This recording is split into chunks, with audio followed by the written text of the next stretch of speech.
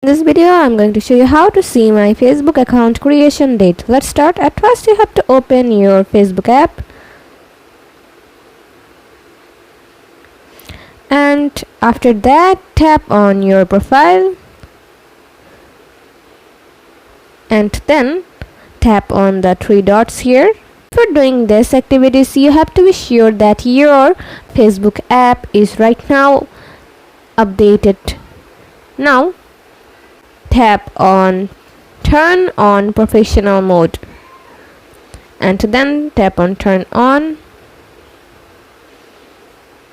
After that, scroll down and in here you can know about professional mode. Now let's go back and then refresh your Facebook app, and after that go to your account and then you can find out the changes here. Then scroll down and tap on see your about info, and in here you can find out about your account information.